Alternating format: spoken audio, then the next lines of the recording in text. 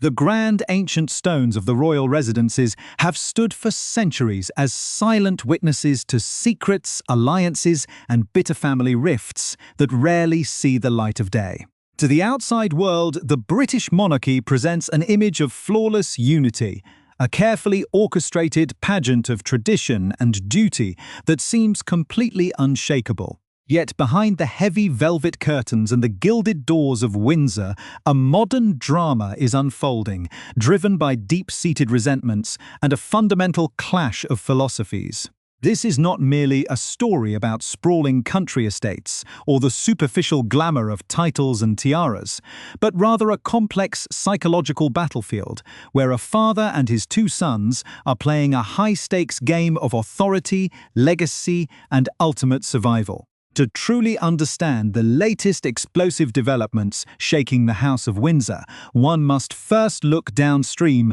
from the core foundational mythos that currently governs the palace. It is an intricate web of media manipulation, hidden agendas, and strategic leaks, where even a seemingly innocent afternoon out can be weaponized as a highly sophisticated public relations hit job. The public sees the smiles, the military precision of the state occasions, and the flawless wardrobe choices. But the institutional machinery operating behind the scenes tells a very different story altogether. Before we dive deep into the fascinating mechanics of this ongoing royal Cold War and reveal the astonishing property updates that have left certain family members absolutely reeling, I want to pause and extend a massive thank you to all of our incredible viewers. Your phenomenal insights and engaging feedback in the comments section truly serve as our digital town square, helping shape the exact directions of our deep dive investigations. If you want to stay completely ahead of every major royal development and ensure you never miss an exclusive update, please take a quick second to hit that like and subscribe button right now. And perhaps recommend this channel to a friend who appreciates unvarnished journalism. The underlying tension currently fracturing the immediate family is primarily defined by a stark, ongoing disagreement between King Charles and his heir,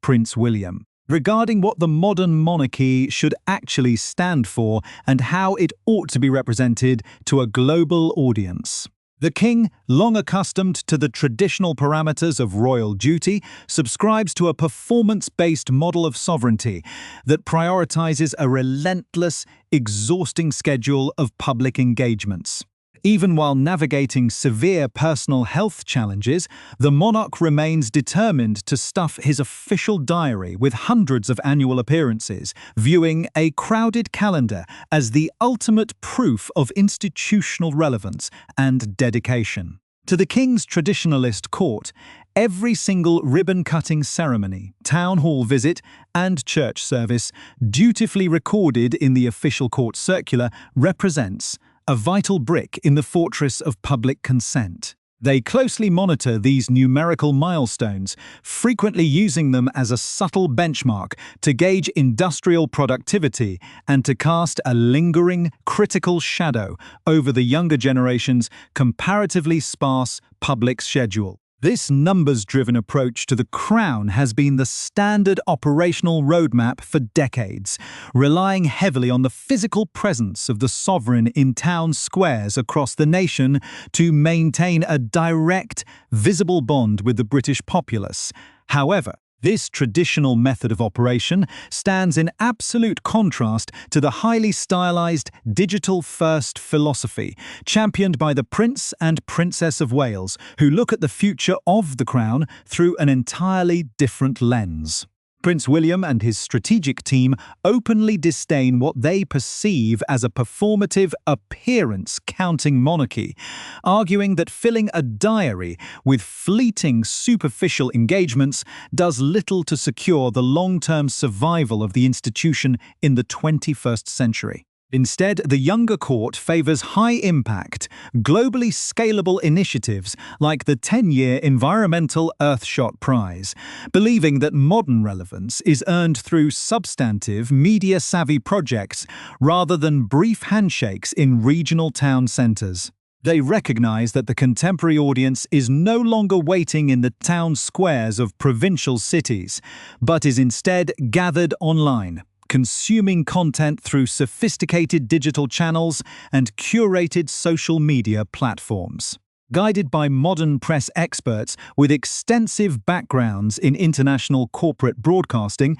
William and Catherine have successfully bypassed traditional media filters to cultivate a highly relatable middle-class aesthetic that completely resonates with younger demographics. This deliberate brand separation has created an extraordinary paradox within the palace walls, as the younger couple consistently outpaces the reigning monarch in public approval ratings by a massive margin. Driving the senior royal staff absolutely crackers, this profound philosophical divide between the two courts influences every single domestic decision made within the family, transforming mundane matters of housing, titles, and guest lists into highly contentious proxy battles for institutional control. While the king remains inclined toward a more conciliatory approach, occasionally attempting to manage family scandals through traditional compromise, Prince William maintains an unyielding, hardline stance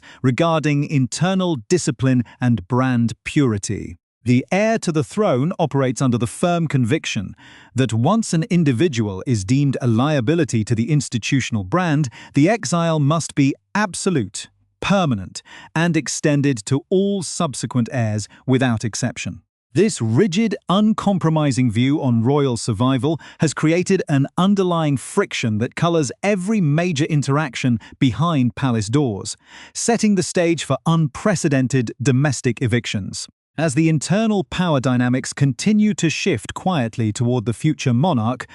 the traditional structures left behind by the late Queen are being systematically evaluated, dismantled, and repurposed to fit a much leaner, less sentimental vision of the British crown. The simmering tension at the heart of the modern British monarchy does not merely manifest in strategic media leaks or contrasting public relations philosophies. It actively reshapes the physical landscape of royal property and dictates the boundaries of social inclusion. Nowhere is this cold, corporate reality more evident than in the private family gatherings that take place far from the prying eyes of the public and the media cameras. When a family wedding or a seasonal gathering at a country estate is announced, the public views it as a celebration of enduring tradition, but insiders recognize it as an accurate, unvarnished X-ray of the current state of the internal power dynamics.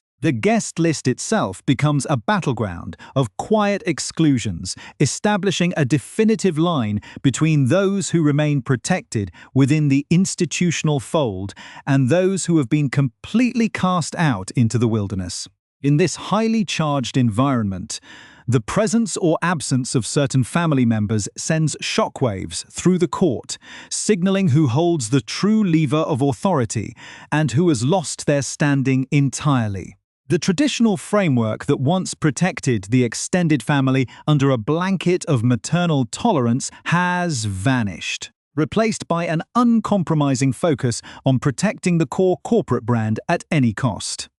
A striking example of this shifting reality is the recent domestic upheaval surrounding historic properties on the Windsor estate, where decisions are being made that completely reverse years of massive financial investment and deeply personal planning. For years, a prominent property stood as a symbol of a new chapter for the family, having undergone a comprehensive multi-million-pound renovation that was intended to establish a modern, high-end sanctuary right in the heart of the royal domain. This extensive makeover, which cost the British taxpayer £2.4 million before eventually being reimbursed, featured bespoke interior designs, premium fittings, and high-end lifestyle appliances carefully selected to reflect a very specific, contemporary aesthetic. Yet, after standing entirely empty and silent for 3 scandalous years at a substantial ongoing maintenance cost, the fate of this historic residence has taken a stunning, almost aggressive turn that has left its former occupants absolutely spinning with fury. The luxurious modifications are being systematically ripped out, the premium fittings are being unceremoniously discarded, and the entire structure is being converted back into the modest, multiple dwelling staff accommodations it originally was, before the grand transformation took place. This dramatic dismantling of a multi-million-pound residential project is not merely a logistical restructuring of estate assets.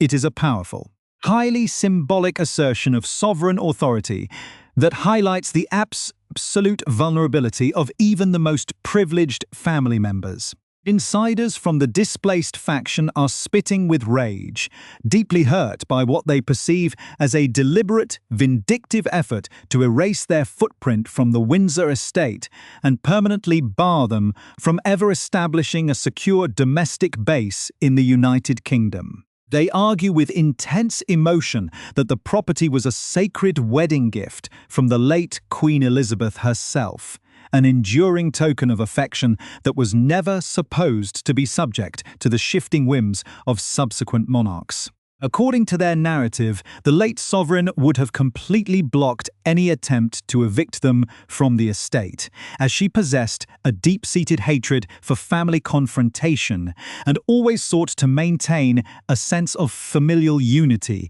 even in the wake of profound institutional betrayals. By waiting until after the late Queen had passed away to finalize the eviction notice and initiate the physical destruction of the interior, the current leadership is being accused of executing a calculated, long-delayed maneuver that the previous monarch simply would not have had the stomach to authorize. However, the perspective from the senior palace officials and the supporting court paints a radically different picture of this domestic eviction, framing it as an inevitable, entirely reasonable response to an absolute breakdown of institutional trust and security. Senior royal aides point out that the initial agreement regarding the residence was based on the explicit understanding that the occupants would remain active, dedicated, and working representatives of the Crown, contributing directly to the public duties of the family.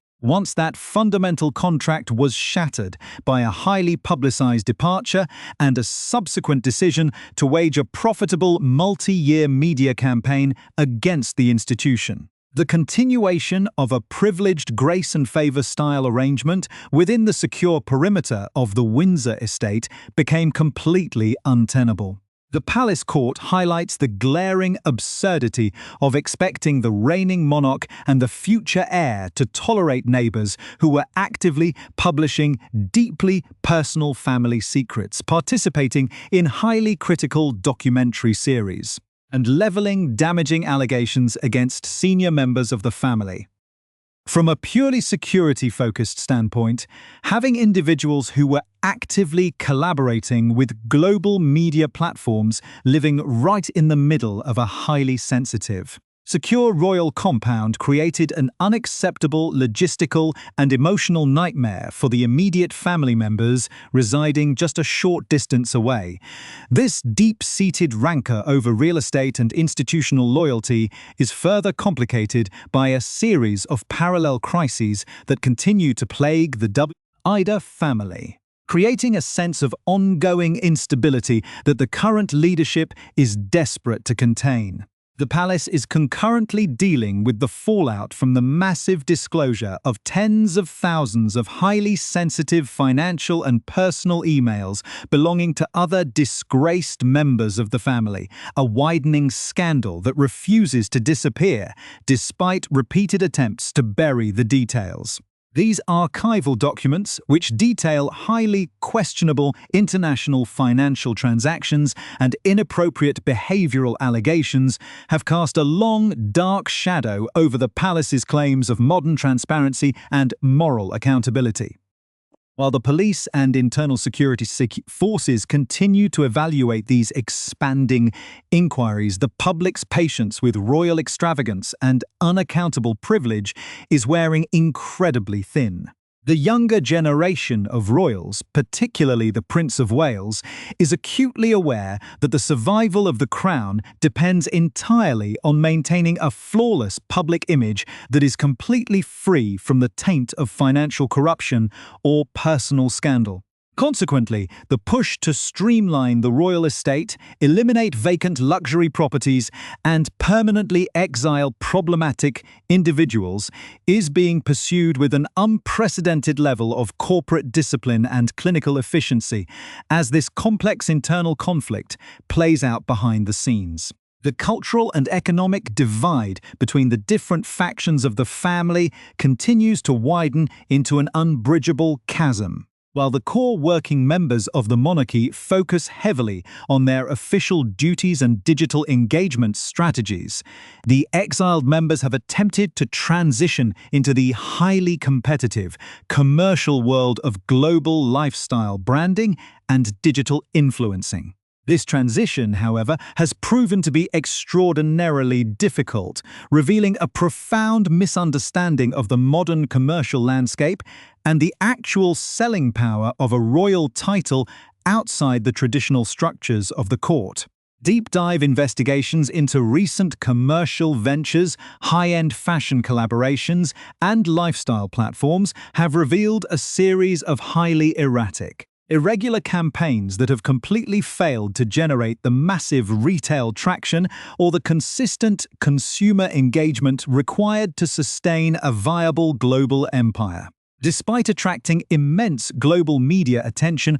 and triggering frantic spikes in online search traffic, these commercial efforts have struggled to convert fleeting digital curiosity into actual, tangible sales, with premium items and luxury clothing pieces frequently failing to clear their inventory. This consistent lack of commercial success highlights a fundamental strategic error made by the exiled faction, who appear to have floated too far above their attainable aspirational fan base by attempting to market exorbitant luxury goods to a public that primarily consumes their content out of pure sensationalist curiosity. The modern marketplace requires a level of relentless consistency, disciplined planning, and authentic consumer connection that is completely at odds with the chaotic, irregular approach that has characterized these recent brand launches. It has become increasingly apparent that without the massive, stabilizing machinery of the palace press office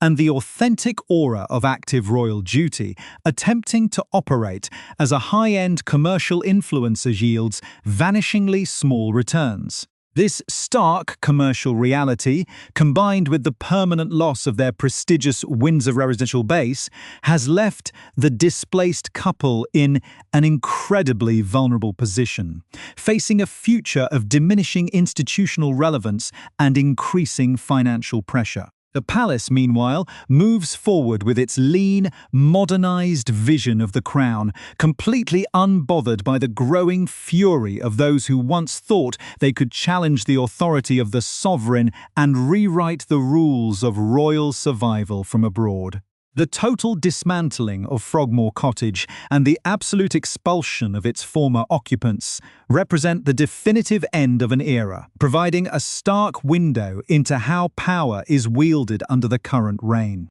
This final phase of the corporate royal restructuring highlights a profound truth about the contemporary House of Windsor. It is no longer a protective family unit operating on maternal sentimentality, but a lean, hyper-focused institution that prioritizes brand survival above all else. To fully grasp why the fate of this single historic property matters so immensely on a global scale, one must look closely at the complex biographies of the central players involved and the historical precedents that have brought the monarchy to this unprecedented crossroads. The individuals at the very heart of this domestic battlefield have spent their entire lives navigating the unique pressures of hereditary privilege, yet their contrasting responses to that pressure have created a permanent chasm that can never be bridged by conventional compromise. The current sovereign, having waited decades to ascend the throne, views his legacy through the lens of institutional preservation, sweeping away any lingering elements that threaten to destabilize the crown during his reign. For Prince Harry, the loss of Frogmore Cottage is not merely a dispute over real estate, but a deeply symbolic psychological blow that severs his final physical connection to his homeland and his ancestral heritage. Born into the rigid constraints of the royal system, his early biography was defined by unimaginable public scrutiny, personal tragedy, and a growing resentment toward the institutional machinery that governed his every move. His marriage to Meghan Markle, a self-made American actress with an entirely different cultural background and an established career in the entertainment industry, was initially celebrated as a modernizing milestone for the British monarchy. However, the union quickly exposed the fundamental incompatibility between a highly traditional, hierarchical British institution and a fast-paced, media-savvy American celebrity mindset. When the couple chose to step back from their active duties, they harbored the naive assumption that they could maintain a hybrid royal existence. Retaining their prestigious residential base at Windsor and their royal patronages while simultaneously pursuing lucrative commercial deals in the global private sector. They failed to realize that the palace machinery, driven by the future king, would never allow the prestige of the crown to be commercialized or weaponized from a safe distance abroad. The Princess of Wales, Catherine, has also found herself reluctantly positioned at the very center of this bitter family warfare, her own impeccable royal biography standing in absolute contrast to the chaotic trajectory of her sister-in-law. Having spent over a decade cultivating a flawless public image rooted in quiet dignity, stoic adherence to duty, and an unwavering commitment to the institutional rules, Catherine has become the cornerstone of the modern monarchy's global appeal. The explosive, highly personalized allegations leveled against her in international television interviews and controversial biographies were viewed by Prince William not just as a malicious betrayal of family trust, but as a direct, coordinated attack on the future Queen of the United Kingdom. For William, the protection of his wife and the emotional stability of his young children are absolutely non-negotiable priorities that far outweigh any lingering fraternal obligations. The heir to the throne remembers with intense clarity the profound personal traumas and structural failures that plagued his parents' generation, and he is absolutely determined to shield his own household from a repeating cycle of public humiliation and internal betrayal. Consequently, it was William who emerged as the most unyielding voice in the palace councils, demanding the total exile of the Sussexes and the immediate reclamation of their Windsor estate. This unyielding palace strategy is also being applied with equal force to other problematic branches of the family tree, demonstrating an unprecedented level of internal discipline that spares no one, regardless of their proximity to the throne. Prince Andrew, whose biographical descent from a decorated military veteran to an absolute international liability has caused immeasurable damage to the reputation of the crown, continues to face the harsh reality of this modernized, less forgiving court. For decades, the disgraced prince enjoyed the fierce, unconditional protection of his late mother, who frequently used her sovereign authority and private funds to shield him from the legal and financial consequences of his highly questionable global associations. However, under the new administration, that protective blanket has been completely shredded, replaced by a clinical, numbers-driven approach to risk management that treats personal scandals as an unacceptable corporate liability. The current leadership has made it abundantly clear that the survival of the monarchy requires a complete, visible separation from anyone contaminated by serious scandal, resulting in the systematic removal of official titles, public roles, and the ongoing reduction of lavish residential privileges across the entire royal estate. The broader institutional significance of these sweeping property changes extends far beyond the immediate family rifts, touching upon a growing national conversation regarding the vast, often wasteful extent of the royal family's domestic property holdings, with the reigning monarch commanding access to an extraordinary network of over 20 grand castles, country estates, and historic palaces, and the heir to the throne holding a similarly lavish portfolio. The sight of a multi-million-pound luxury residence sitting entirely vacant for 3 years created an immense public relations vulnerability. In an era defined by economic uncertainty and intense scrutiny over public spending, the palace recognized that allowing Frogmore Cottage to remain an empty, highly privileged sanctuary for an exiled couple was completely indefensible to the British taxpayer. By aggressively converting the property back into practical staff accommodation, the Palace Court is attempting to project an image of modern fiscal responsibility and efficient asset management, signaling that every square foot of the sovereign estate must serve a tangible, active purpose for the working monarchy, as the heavy oak doors of Frogmore Cottage are permanently locked against its former occupants, and the final remnants of their high-end interior design are cleared away. The new boundaries of the British monarchy have been definitively drawn. The exiled couple, stripped of their secure British base and isolated from the traditional framework of the court, must now navigate the highly volatile world of global entertainment entirely on their own merits, without the stabilizing aura of active royal duty to support their commercial endeavors. The palace, operating under the firm guidance of King Charles and the strategic long-term vision of Prince William, moves forward into the future with a leaner, more disciplined, and entirely unsentimental approach to its survival. The grand pageant of monarchy will undoubtedly continue with its traditional precision, its flawless state occasions, and its carefully curated public image. But behind the ancient stone walls, the internal landscape has been permanently altered. The message radiating from the contemporary court is unmistakable, echoing through every vacant corridor and repurposed residence. In the modern era, absolute institutional loyalty is the sole price of inclusion, and those who choose to wage a public war against the crown will find themselves permanently erased from its historic domain.